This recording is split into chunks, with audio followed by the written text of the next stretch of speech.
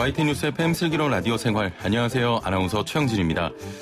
장마가 정말 길게 이어지고 있습니다. 중부지방을 중심으로 강한 비가 내리고 있는데요. 이 비는 다음 주까지 이어진다고 합니다. 안전에 유의하시고요. 자, 어제 이재명 경기도지사가 고강도 공직사회 부동산 지침을 발표했죠. 경기도 4급 이상 공무원은 집 한 채만 남기고 다 팔아라. 이런 내용이었는데요. 고위공직자에 대한 다주택 처분 조치는 전국 지자체 가운데 경기도가 처음이고요. 2급 이상 공직자에게만 권고한 정부안보다 더 강력한 조치입니다. 더불어 주택 공급을 늘리고 투기 수요를 줄이기 위한 방안으로 기본주택 확대 공급 방안을 제시했는데요. 오늘 일부 경기주택도시공사 이헌옥 사장 연결해 자세한 내용 들어보겠습니다. 자, 리 씨와 함께하는 3분요가 사전 녹화된 영상 띄워드리니까요. 보이는 라디오 통해서 동작 따라해 보시고요. 오늘 2부는 자동차 상담입니다. 질문과 고민들 단문 50원, 장문 100원의 유료 문자 샵 0945번이나 애플리케이션 채팅창으로 보내주시길 바랍니다. YTN 뉴스 FM 슬기로운 라디오 생활 지금 바로 출발합니다.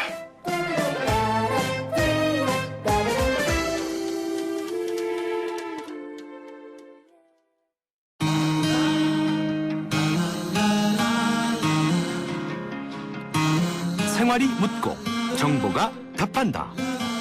YTN 뉴스 FM 슬기로운 라디오 생활.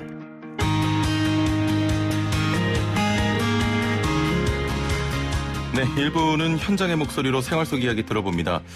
누구나 안정적으로 편안한 집을 가질 수 있도록 집이 단순한 재산이 아닌 공간의 역할을 할 수 있도록 많은 방법이 시도가 되고 있는데요. 또 하나의 새로운 주택 계획이 등장했습니다. 경기도의 새로운 임대주택 공급 계획 기본주택이라는 건데요. 이제 막 계획을 발표한 기본주택이 우리 생활 속 집에 대한 개념을 바꿀 수 있을지 자세한 내용 알아보겠습니다. 자, 함께 말씀 나눌 분 모셔보죠. 경기주택도시공사 이헌옥 사장 연결되어 있습니다. 안녕하세요. 예, 안녕하세요. 이헌옥입니다. 예, 자, 오전에 전화 연결 감사드리고요. 네, 감사합니다. 예, 먼저 경기도 기본주택과 관련해서 이런 이야기들 많이 하십니다. 주택을 수돗물처럼 공급한다. 이게 어떤 의미죠?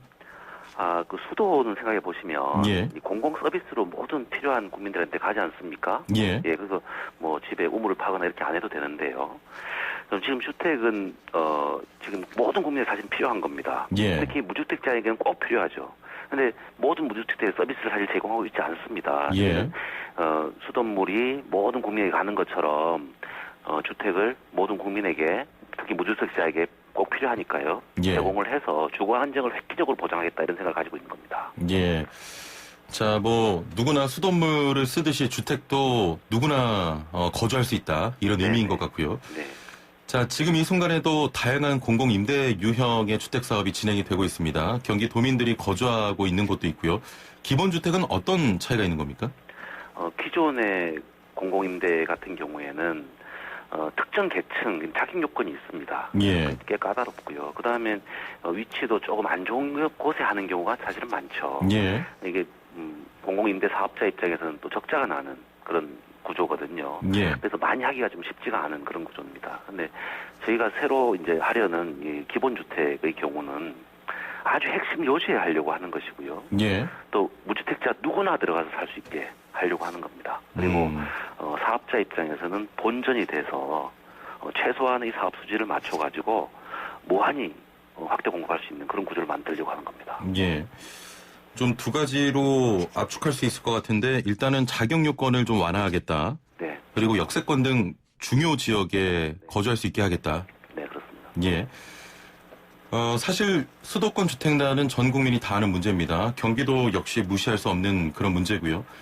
특히 공공임대 유형의 주택도 많은 분들이 필요로 하지만 사실 혜택은 원하는 만큼 좀 못 받고 있는 실정 아닙니까? 네, 맞습니다. 예. 경기도 내 무주택 가구가 전체 44% 정도 되거든요. 한 예. 209만 가구 정도 무주택 가구입니다. 이 중에 전체 가구 수의 8%만 기존 공공임대의 수혜를 받고 있습니다. 그러다 보니까 전체 가구의 36%는 시장에 맡겨져 있고 굉장히 주거 불안이 있는 것이죠. 예. 이게 이분들한테 획기적으로 주거 안정을 보장해주자 이런 생각에서 기본주택을 구성하게 된 겁니다. 예. 그렇다면 몇 퍼센트 정도까지 이 혜택을 받을 수가 있는 겁니까? 저희는 원하는 사람 모두에게 장기적으로 다 모두에게. 제공한다 이런 생각을 가지고 있습니다. 예. 네, 그래서 전체 주택 재고의 한 35% 정도는 우리가 기본주택을 공급해야 되지 않겠냐. 물론 예. 뭐 하루아침에 되는 것은 아니겠습니다만 네, 그런 목표를 가지고 추진해야 되지 않겠냐 이런 생각을 가지고 있습니다. 그렇군요. 기존의 공공임대를 생각하면 신혼부부나 청년처럼 특정군을 대상으로 모집하고 또 소득이나 자산 역시 조금 전에 말씀하셨던 것처럼 좀 제한을 두고 있습니다. 네. 기본주택은 이런 자격 조건을 모두 없애고 누구나 입주 가능하다고 들었는데 뭐 저도 가능한 겁니까? 무주택자는 누구나 무주택자는 이 누구나 원칙을 가지고 가려고 하고요. 예. 저희가 집에서 살다가 쫓겨나는 것은 없게 만들자 이런 생각을 가지고 있거든요. 예. 그래서 뭐 적정 임대료로 계속 원하는 만큼 살 수 있게 그렇게 해드리자 이런 생각을 가지고 있습니다. 예. 위치를 살펴보면 3기 신도시 일부를 기본주택으로 활용하겠다는 계획인데 정확히 위치가 어떻게 됩니까? 뭐 그냥 지금으로서는 구체적으로 정해진 게 없어서 네, 역세권 등 핵심 요지다 이렇게 말씀드리는 건데요. 예. 이 3기 신도시 이제 추진을 하다 보면 아직 뭐 조금 더 열심히 하고 있습니다만 예. 토지 조성이 그러니까 금방 되는 것도 아니라서요. 지구 단위 계획이라는 게 있습니다. 예. 그 지구 단위 계획이 확정이 되면 그때 구체적인 위치도 정해진다 이렇게 말씀드릴 수 있겠습니다. 그러면 현재는 확정된 부분이 없다. 예, 물론 대략의 토지 이용 계획은 나와 있습니다만, 예. 그건 이제 조금 구체성이 약간 떨어지는 그런 상태고요. 예. 네, 지구 단위 계획 정도가 되면 기본주택으로 지을 건지 이런 것까지 내용이 담기기 때문에 예. 그때 되면 이제 확정이 되겠다 이렇게 말씀드립니다. 네. 자, 그렇다면 이 기본주택도 3기 신도시 완공 이후 정도로 생각을 해야겠습니까? 저희는 3기 신도시에 대량 공급한다 이런 생각을 가지고 있는 것이고요. 예. 이번에 추진 계획을 발표하고 정부에 협조를 요청드린 것이고요. 예. 네. 그 전에라도 저희가 이제 좀 조속하게 여건이 된다면은 토지를 확보해서 시범 사업을 해보려고 생각하고 있습니다. 예. 자, 그렇다면 뭐 경기도 기본주택의 예상 임대료는 얼마 정도로 보면 되겠습니까?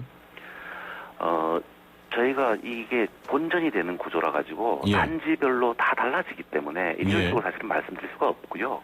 근데 내부적으로 이제 시뮬레이션을 한 자료들은 있습니다. 그래서 보면 대체로 주변 시세 한 50%에서 60% 범위에 들어오지 않겠나 이런 예상을 하고 있고요. 예. 이게 핵심 요지일수록 주변 시세보다 더 저렴해집니다. 예. 이게 용적률을 굉장히 높이고 또 자금 조달에서도 좀 장기 처리 자금을 이렇게 조달하는 걸 조건으로 해서 이걸 저희가 구상을 한 것이기 때문에 예. 더 요지일수록 더 효용이 높다, 소비자 효용이 높다 이렇게 말씀드릴 수 있겠고요. 뭐 하나 대체로 말씀드리면 최근에 저희가 내부적으로 검토를 해본 건데요. 예. 토지비를 평당 2천만 원 정도로 해서 1,000세대 규모의 그런 기본주택을 짓는다라고 하면 예. 4인 가구 기준으로 요새 뭐 전용 74제곱미터 공급 평형으로 하면 30평 정도가 됩니다. 예. 그리고 지금 발코니 확장형이기 때문에 굉장히 쾌적한 공간이 되거든요. 그런 경우에 보증금 5,700만 원에 월세 57만 원 정도를 저희 예상하고 있습니다. 보증금 5,700만 원에 월세 57만 원 정도. 네, 그렇습니다. 누구나 다 들어가서 삽니다만 소득에 따라서 뭐 임대료가 더 뭐 비싸게 받고 이런 건 없는 거죠? 예, 저희는 그렇게 안 하려고 하고요. 예. 전체적으로 본전을 맞춰놓는 구조로 해서 예. 좀 모두 그냥 똑같은 임대료를 받는 그런 구조로 하려고 합니다. 그렇군요. 이런 우려도 있습니다. 임대료가 지금 뭐 주변 시세에서 50%에서 60% 저렴하다고 말씀하셨는데 임대료가 낮기 때문에 그야말로 로또 임대가 되는 게 아니냐 이런 또 우려도 나오거든요. 어떻게 보십니까? 뭐 초기에는 조금 그럴 수가 있다고 생각하고요. 장기적으로 굉장히 많이 공급되면 예. 네, 뭐 주변 시세가 저희 기본주택 임대료에 수렴할 것이라 이렇게 생각을 하고 있는데요. 예. 초기에는 조금 그런 부분도 좀 고려해서 뭐 조정이 필요할 수도 있겠다 이렇게 생각하고 있습니다. 예. 일단은 뭐 좋은 위치, 저렴한 임대료 이렇게 되면 네. 재원 조달 부분은 어떻습니까? 저희가 이 땅값이 비싸기 때문에 핵심요지니까 비싸지 않겠습니까? 그래서 그렇죠. 이 단가 그 건설 원가를 낮추기 위해서 네. 용적률을 좀 대폭 인상해 달라 이런 요청을 드린 겁니다. 예. 용적률 인센티브. 두 번째는 자금도 장기 저리 자금을 조달해 달라 이런 요청을 드린 것이고요. 예. 그래서 저희는 1% 연 1%의 장기 자금을 좀 조달해달라 이런 요청을 드리고 있습니다. 네. 예. 현재 계획 중인 내용대로라면 3기 신도시의 절반이 기본주택으로 활용되면서 나머지 절반 또 인근 지역에 대한 투기 열풍을 우려하기도 하거든요. 이 부분에 대한 방법도 있습니까? 저희 생각에는 아주 품질 좋은 주택이 저렴하게 나오기 때문에 투기 열풍이 과연 일어나겠는가 이런 생각을 하는데요. 예. 오히려 분양이 훨씬 더 로또 분양이 투기 열풍의 원인이 많이 됐죠. 예. 그리고 지금 저희 구상은 기존의 공공임대를 전체 가구 수의 35%, 이 공공주택 지구에 그렇습니다. 예. 35% 공급하도록 되어 있습니다. 저희는 또 거기에 플러스해서 전체 가구의 50%를 기본주택으로 공급하자 이렇게 제안드린 거기 때문에 예. 이 공공주택 지구 공급되는 전체 가구 중에 85%가 임대주택 유형으로 공급되는 것이죠. 예. 저희 제안이 수용이 된다면요. 그러면 남는 거는 이제 15% 정도밖에 없는데요. 만약에 국민들께서 이 기본주택을 굉장히 좋다, 이걸 많이 공급해달라 이런 요구를 하시면 예. 저희는 분양 없이 전체를 기본주택으로 사실은 할 수도 있습니다. 예, 그래서 그렇게 뭐 이게 투기 열풍이나 이런 걸 우려할 것은 아니지 않느냐 이런 생각을 하고 있습니다. 예. 자, 이야기를 좀 정리해 보도록 하겠습니다. 그동안 임대주택의 경우에는 중심지에서 벗어난 작은 평수의 아파트 또 이런 이미지가 사실 강했거든요. 네. 그러면서 님비 현상이 좀 발생하기도 했고 이렇게 모두가 살고 싶은 동네, 살고 싶은 가격이라면 임대주택과 관련된 좀 잘못된 인식과 문제도 사라질 수 있지 않을까 이런 기대를 좀 해도 되겠습니까? 예, 맞습니다. 저희가 굉장히 중요하게 생각하는 포인트입니다. 예. 예, 누구나 사는 임대주택을 만들어서 핵심 요지에 좋은 곳에 그래서 뭐 집은 다 뭐 새 살면 돼 이렇게 생각하고 예. 부자든 가난한 사람이든 구분 없이 섞여서 살 수 있는 그런 사회통합 이런 데 기여하고 싶은 거죠. 예.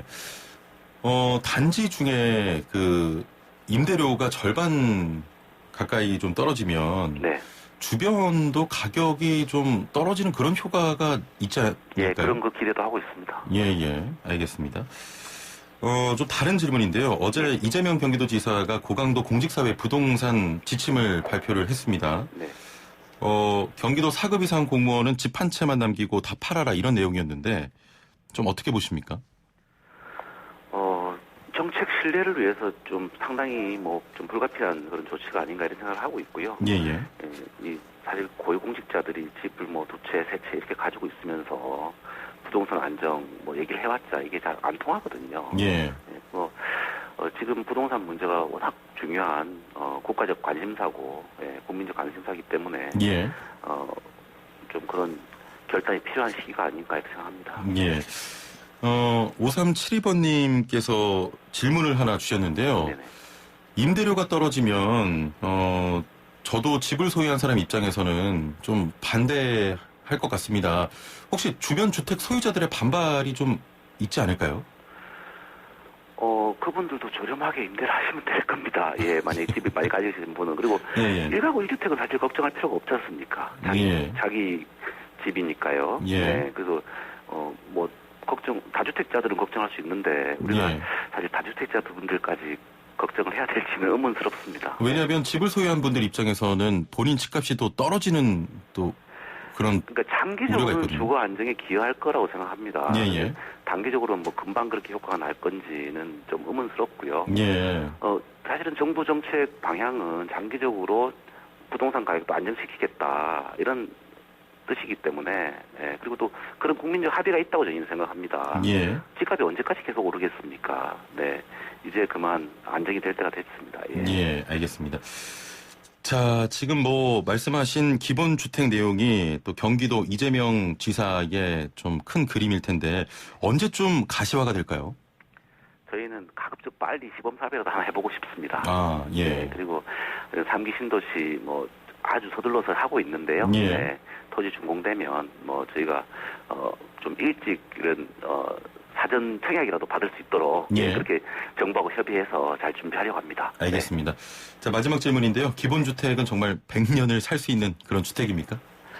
예, 저희는 지금 구상이 이제 집에서 쫓아내지는 않는다 이런 구상이기 때문에요. 예. 30년 단위로 갱신이 가능하게 하려고 합니다. 나중에는 아마 대를 이어서도 살 수 있지 않을까 이런 생각을 하고 있고요. 예. 네. 또 그 물리적인 구조체 자체도 지금 대체로 뭐 한 40년 정도 아파트 있다가 부수고 다시 짓는데요. 예. 이게 또 굉장히 낭비가 심하기 때문에 저희는 튼튼하게 100년 가는 아파트로 지으려고 하고요. 예. 내부에 기둥식 구조로 바꿔가지고 구조 변경도 쉽게 하고 또 이런 배관이나 이런 것도 아주 교체가 쉽게 할 수 있는 그런 방식으로 하려고 합니다. 그래서 예. 조금 초기에 돈은 더 드는데요. 장기적으로는 오히려 비용이 절감됩니다. 그렇게 해서 100년 동안 새 집처럼 쓸 수 있게 그렇게 해드리려고 합니다. 알겠습니다.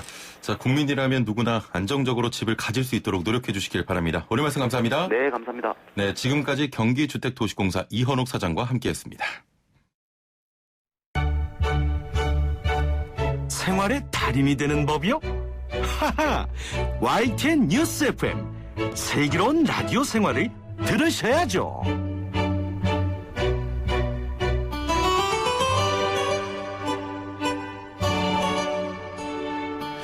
매일 산무씨 건강한 자세의 달인이 되는 시간입니다. 리 씨와 함께하죠. 안녕하세요. 나마스테. 네, 나마스테. 자, 오늘 어떤 자세입니까? 네, 오늘은요, 제가 아르다 마첸드라 아사나를 준비했습니다. 예. 이 아르다 마첸드라 아사나는 몸속의 장기를 활발하게 만들어줘서 소화기관을 촉진시켜주는 그런 비틀기 자세입니다. 아르다 마첸드라 뭐 산스크리어 같은데 네, 맞습니다. 이게 무슨 뜻입니까? 이게 이제 산스크리어인데요. 아르다라는 건 반, 절반이라는 뜻을 뜻하고요. 예, 예. 또 마첸드라는 요가 수행자 이름이에요. 물고기 신이란 뜻도 가지고 있습니다. 그래서 수많은 신을 모시고 사는 이 인도에서 이 동작은요. 물고기 신에게 바쳐졌던 동작이에요. 예. 그래서 동작으로 보면 제가 오늘 알려드릴 테지만 상체 비틀기 자세를 통해서 우리 척추가 움직일 수 있는 가동 범위를 넓혀주고요. 예. 또 비틀기를 하니까 그 뱃속에 있는 소화장기들을 자극시키게 되겠죠. 그래서 이제 장내 가스 제거에 좋고요. 오. 우리 형진 씨 변비를 앓고 계시죠? 변비에도 굉장히 좋은 그런 자세입니다. 뭐 참고로 저는 변비는 없습니다만 아, 그렇군요. 네. 변비로 고생하시는 분들 굉장히 많으시잖아요. 그럼요. 오늘 정말 중요한 동작이 되겠는데요. 맞습니다. 예, 제가 소개해 주시죠. 네, 변비로 고생하시는 분들을 위해서 오늘 동작 알려드리도록 할게요. 예. 먼저 바닥에 두 다리를 쭉 뻗어서 앉아 볼게요. 예. 이 상태로 시작을 해볼 텐데요. 오른 무릎을 세워서 오른 발바닥을 왼 허벅지 바깥쪽에 둘게요. 예. 그렇죠. 그러면 약간 두 다리가 교차해지는 모양이겠죠. 음. 그 상태에서 왼무릎은 가로로 접어서요. 왼발 뒤꿈치가 오른 엉덩이에 착 밀착될 수 있게. 왼무릎은 이렇게 눕혀있는 상태고요. 오른무릎은 세워져 있는 상태입니다. 예. 이렇게 두 다리를 교차하셔서요. 그 상태에서 나의 왼 팔꿈치 있죠. 이 왼 팔꿈치를 오른무릎 바깥쪽에 대볼 건데요. 예. 살짝 대는 게 아니라요. 나의 왼쪽 겨드랑이가 오른쪽 바깥 허벅지 이 부분에 완전 밀착될 수 있게 예. 몸통을 오른쪽으로 90도 돌려낸 다음에 나의 왼쪽 겨드랑이를 오른쪽 허벅지에 꽉 껴볼게요. 아, 이게 됩니까? 네, 여기 비틀기 자세가 여기서부터 발생이 되는 건데요. 예, 예. 이렇게 맞닿으신 분들은 오른 손바닥을 오른쪽 엉덩이 뒤쪽으로 가져가서 오. 바닥을 짚어볼게요. 예. 그 상태에서 숨 크게 들이마시면서 척추를 세우고 내쉬는 숨에 시선을 나의 어깨, 오른쪽 어깨 뒷벽 바라보시면서 비틀기 멀리 해볼게요. 예. 네, 가능하다면 시선 멀리 바라보시고요. 복부와 명치 힘드신 분들은 같은 방향 바라보시면 됩니다. 예. 요렇게 숨 내쉬고 이제 숨 들이마시고 내쉬면서 비틀기를 깊게 이어가시면 됩니다. 자, 일단 앞서 말씀드렸지만 변비로 고생하는 분들이 있다면 오늘 동작 한번 해보시길 바랍니다. 네. 자, 3분 요가 리 씨와 함께했습니다. 감사합니다. 나마스테. 나마스테.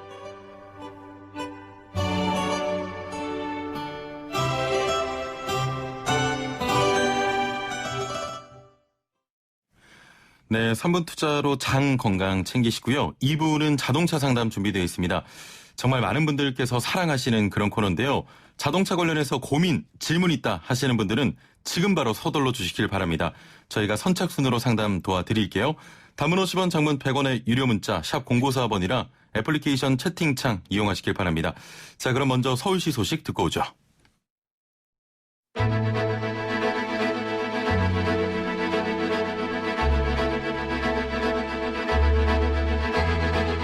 구석구석 알찬 정보들을 모아 지혜로운 생활로 인도합니다. YTN 뉴스 FM 슬기로운 라디오 생활 네, 2부는 생활정보 소식으로 시작합니다. 오늘은 서울시 소식인데요. 서울시의 시민들의 대중교통 비용 절감을 위해 광역 알뜰 교통카드를 지원합니다. 어떤 내용인지, 비용은 어떻게 절감할 수 있는지 자세한 내용 알아보겠습니다. 함께 말씀 나눌 서울시 교통정책과의 윤희천 과장 연결돼 있습니다. 과장님 나와 계시죠? 네, 안녕하십니까. 예. 자, 광역 알뜰 교통카드, 시민들의 교통비용을 절감해준다고 들었습니다. 어떤 카드입니까? 네, 광역 알뜰 교통카드는 그 교통비 절감 및 대중교통 활성화를 위해서 도입된 카드입니다. 예. 이 광역 알뜰 교통카드를 이용하시면 대중교통 이용 시에 걷거나 자전거로 이동한 거리에 비례해서 마일리지를 최대 20% 적립받고 예. 카드사가 또 추가로 할인 혜택 10%를 포함해서 대중교통 비용을 최대 30%까지 절감할 수 있는 카드입니다. 예.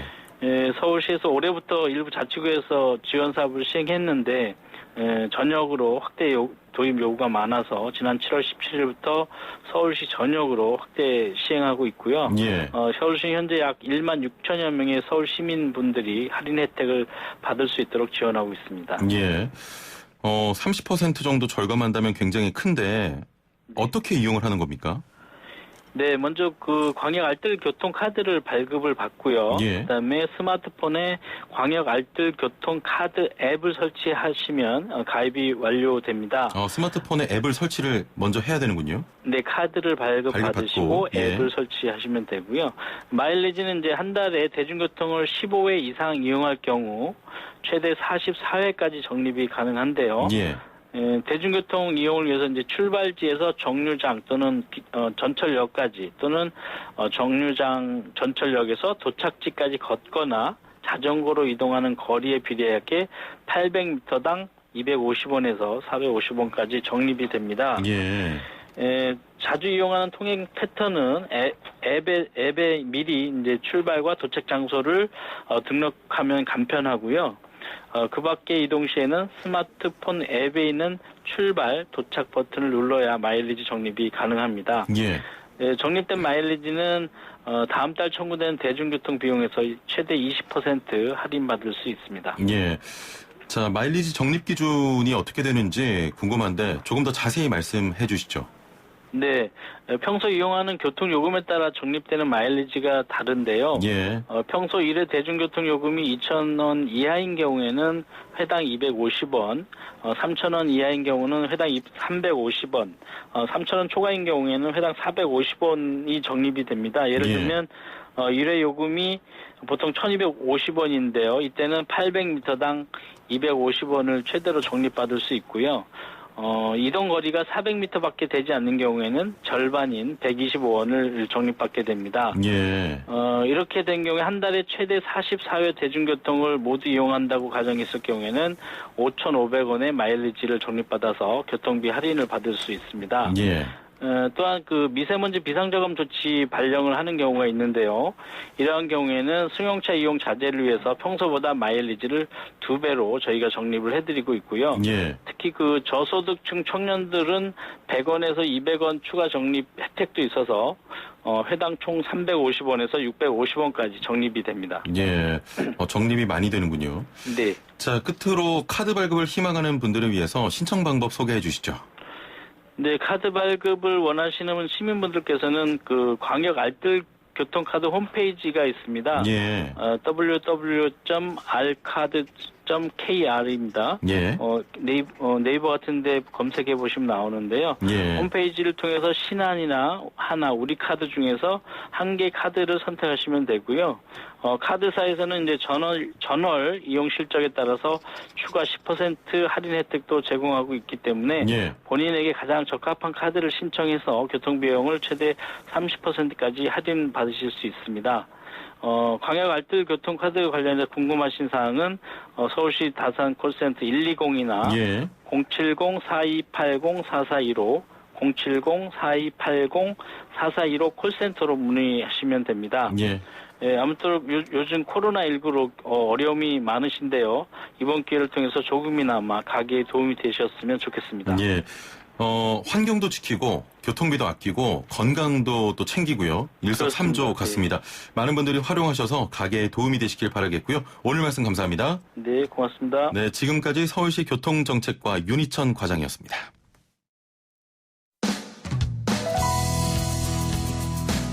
슬기로운 라디오 생활 2부에서는 건강, 세금, 자동차, 부동산, 노동 분쟁까지 생활 속 궁금증과 상식들을 속 시원하게 풀어보는 상담실이 마련됩니다. 상담이 필요하신 분은 유료 문자 샵 0945, 우물정 0945번이나 YTN 라디오 전용 애플리케이션 예스 채팅창을 통해 참여하실 수 있습니다.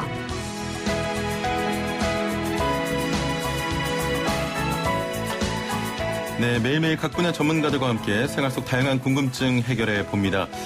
도로교통공단에 따르면요, 최근 5년 빗길에서 발생한 교통사고가 총 7만 6천여 건, 특히 7월에는 장마 등으로 비가 자주 내리면서 연간 발생하는 빗길 교통사고 중 가장 많은 사고량이 발생했다고 합니다.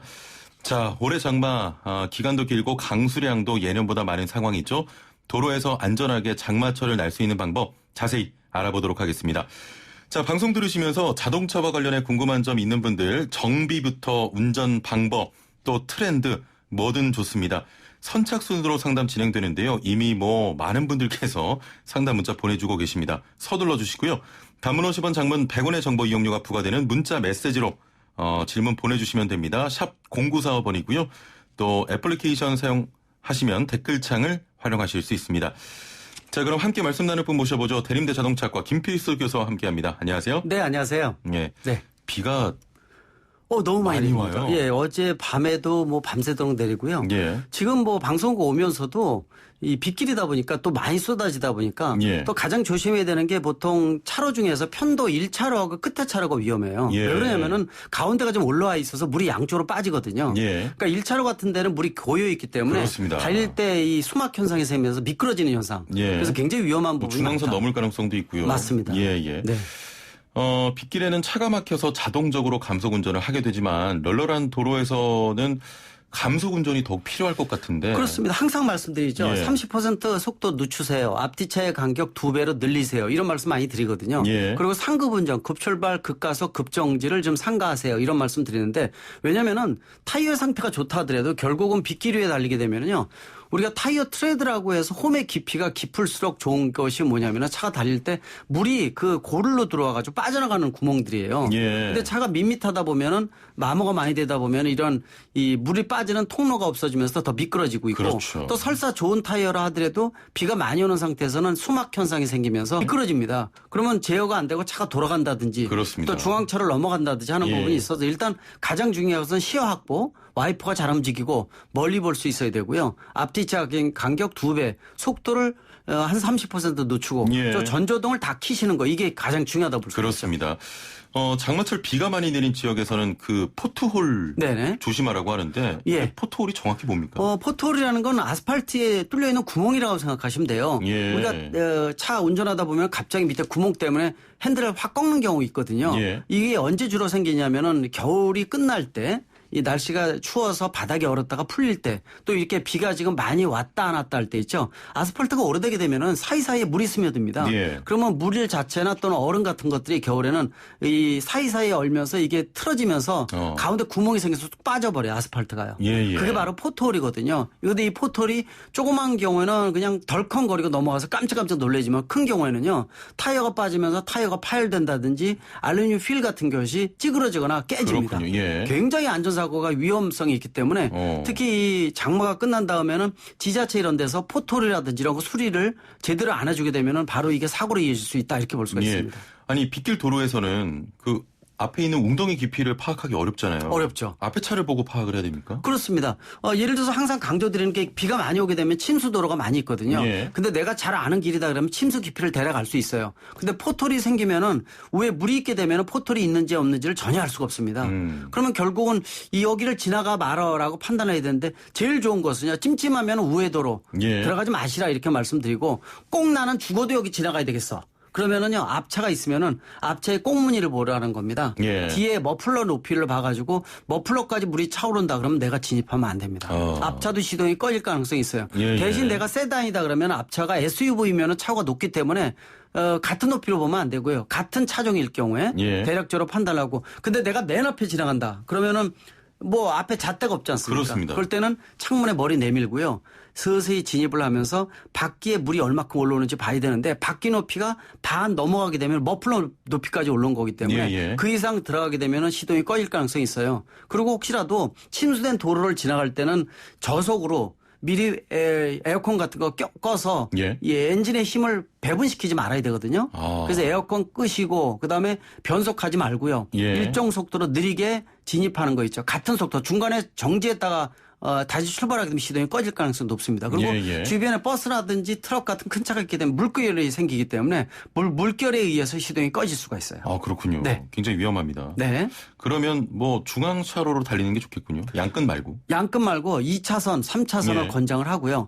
좀 안타까운 게 부산 같은 경우에도 이 지하차도에서 3명이 사망했지 않습니까? 참 안타까워요. 왜 그러냐면은 물이 차오를 때 갑자기 차오르게 되거나 아니면 내가 아는 도로일 때 저기가 침수가 많이 된다 그러면 진입하면 안 되고요. 예. 주차도 낮은 지역. 특히 요새 하천변에 뚝방길 같은 데다가 찻길이나 주차장을 많이 만들잖아요. 예. 이런 도로는 이용 안 하는 게 좋고요. 또 특히 지하차도 같은 데는 예를 들어서 물이 차오른다. 발목까지 차오르면요. 무작정 탈출해서 예. 시동 꺼지게 되면은요. 탈출을 해야 되는데 물이 들어오는 반대 방향으로 탈출을 해야 되고요. 결국 허리까지 차올랐다 그러면 방법이 거의 없어요. 이때 방법은요. 유일한 방법은 그냥 타고 지붕에 올라가서 119 연락해서 구해 주실 뿐이 없어요. 아, 그렇군요. 예. 그래서 물살이 센 경우에는 나가게 되면 물살에 의해서 휩쓸려 가기 때문에 예. 그땐 더 위험합니다. 그래서 차가 침수가 되지 않게끔 하는 게 가장 중요하고요. 예. 침수가 되면은 선택을 빨리 해줘야 되는 게 중요하다고 볼 수가 있습니다. 아니, 그 영화 같은 거 보면 네. 뭐 차에 물이 차오를 때 보통 좀 극적으로 다 탈출하지 이거 영화 않습니까? 너무 많이 보시면 안 돼요.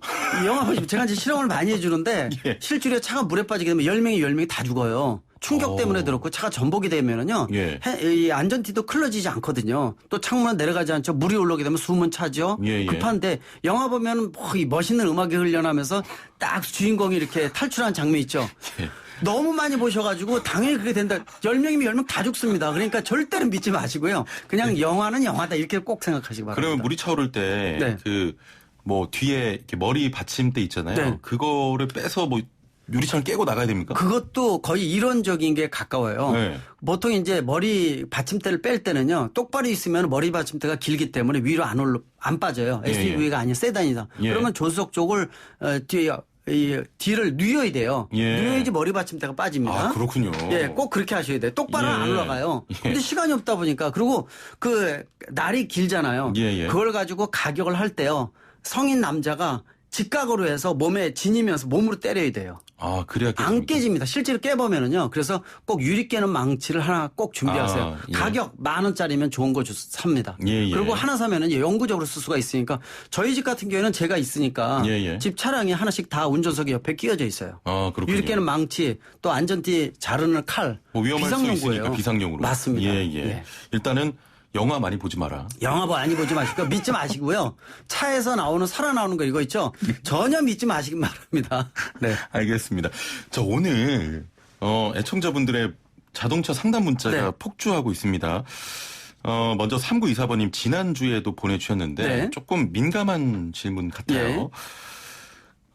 지금까지 급발진 대처법은 질문 많이 받으셨으니까 네. 반대로 급발진이 있다고 보시는지 이게 첫 번째 질문이고요. 네. 단순 운전자의 과실일까요? 그리고 급발진 증명법은 없을까요? 하셨네요. 여러 가지 질문하셨는데 급발진이 있습니다. 아, 예. 1980년대 초에 자동차에 전자제어 시스템을 넣으면서 발생을 했어요. 예, 예. 미국에서도 일부 소송 중에 일부 밝혀져 가지고 전자제어 이상이라는 것도 일부 밝혀졌습니다. 근데 문제는 흔적이 안 남고 재현이 불가능하다는 거예요. 예. 근데 대한민국에서는 이 급발진이 생겼을 때 후에 흔적이 남지 않다 보니까 운전자가 자동차의 결함을 밝혀야 되는 구조예요. 니네가 밝혀라. 증거 가져와라. 이렇게 얘기를 합니다. 예, 예. 당연히 우리가 종합병원에서 수술 잘못했는데 피해자 가족한테 수술 잘못한 거 찾아와 이 말하고 똑같아요. 그렇습니다. 불가능하거든요. 예. 미국은 반대입니다. 재판 과정 중에 이 자동차 제작사가 자사 차량의 결함이 없다는 것을 제작사가 밝혀요. 입증을 해야 되는군요. 맞습니다. 그게 레몬법이죠? 그렇죠. 예, 예. 그래서 신차 교환 환불도 되고요. 예. 모든 것이 소비자 중심으로 되는데 국내는 반대로 돼 있다 보니까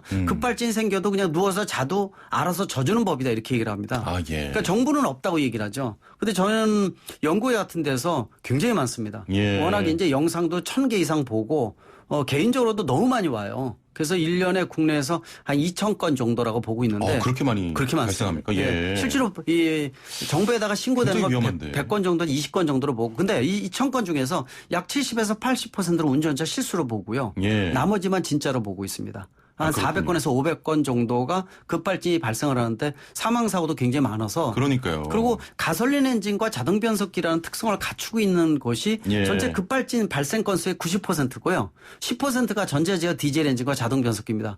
그러니까 수동 변속기가 있으면 아예 급발진 발생을 안 한다는 거. 예. 그 상태를 알아두시면 되고 사실 급발진 얘기는 1시간 동안 떠들어도 안 될 것 같아요. 교수님 유튜브 통해서 확인하시길 바라고요. 0847번님, 브레이크 패드도 멀쩡하고 브레이크 액도 멀쩡한데 브레이크 밟으면 삑 하는 소리가 난다고 하십니다.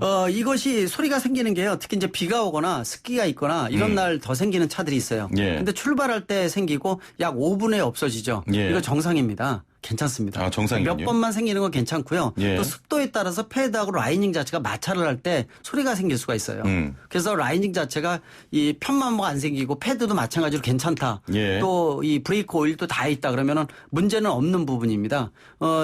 근데 소리가 계속 난다 그러면은 혹시 정비업소에 가시게 되면은요.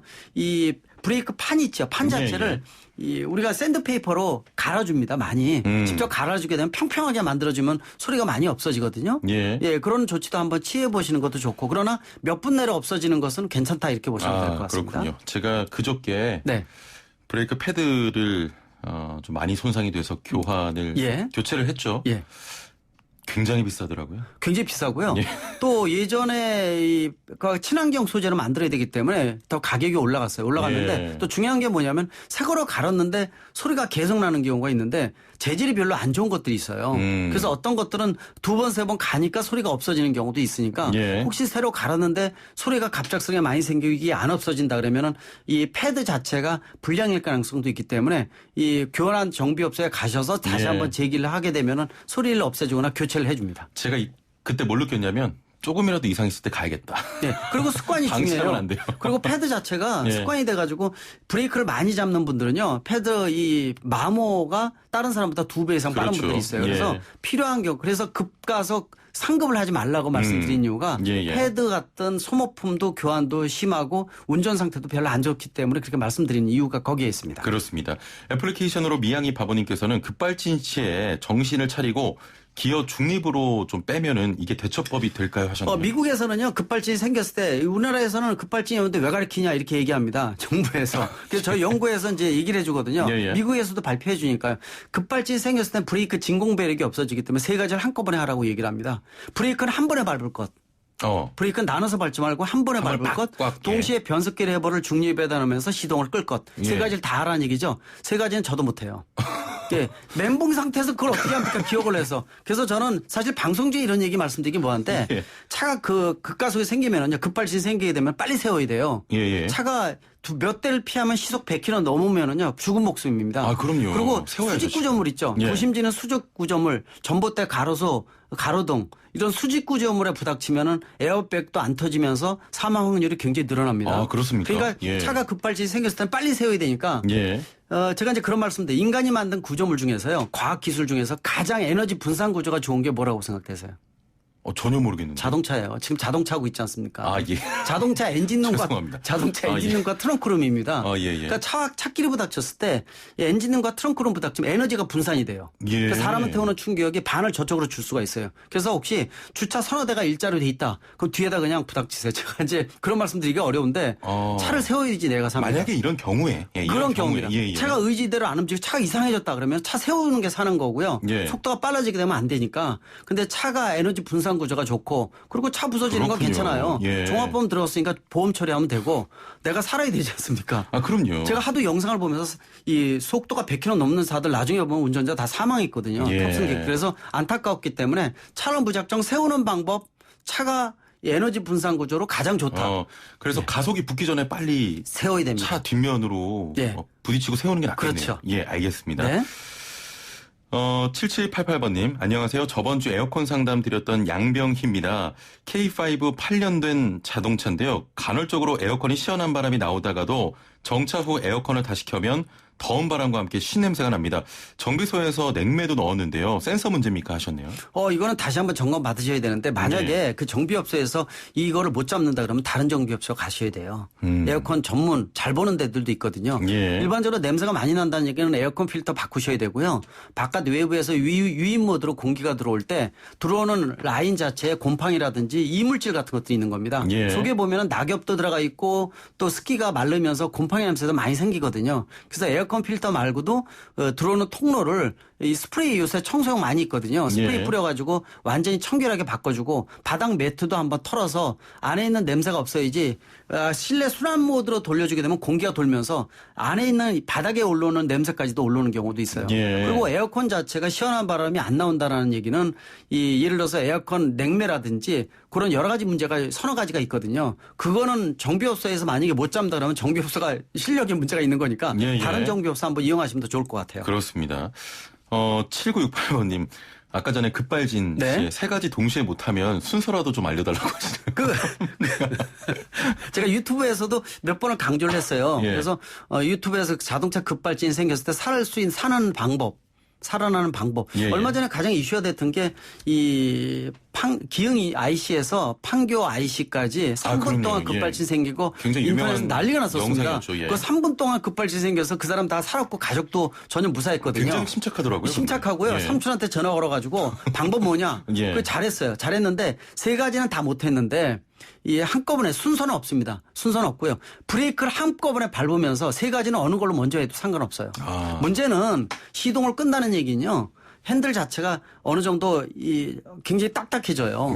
방향 들리기도 힘들기 때문에 끝에 차선에서 시동을 꺼야지 1초선에서 시동 껐을 때는 문제가 생길 수도 있거든요. 근데 일단 차가 빠르면은 사고의 가능성이 높고 사망 확률이 높아지기 때문에 오늘 역시 급발진 관심이 굉장히 많으신 것 오늘 같습니다. 급발진에 대한 질문도 많이 들어왔고요. 정말 다양한 질문들 하셨는데 오늘 다 상담 못 해드림에 대단히 좀 죄송합니다. 벌써 시간이 이렇게 됐네요. 하는 게 하나도 없었는데. 왜 없다고 말씀하세요? 오늘 말씀 여기까지 듣겠습니다. 감사합니다. 네, 고맙습니다. 네, 대림대 자동차과 김필수 교수와 함께했습니다. 네, 오늘 중부지방을 중심으로 강한 비가 집중되겠습니다. 조금 전 자동차 상담 시간에도 말씀 나눴지만 빗길 운전 굉장히 위험합니다. 주의 잘 살피시고 감속 운전하시길 바랍니다. 자, 매시간 56분 날씨와 교통정보 전해드리고 있는데요. 들으시면서 실시간 상황들 확인하시길 바랍니다. 안전한 하루 되시고요. 내일 뵙죠. 최영진이었습니다. 고맙습니다.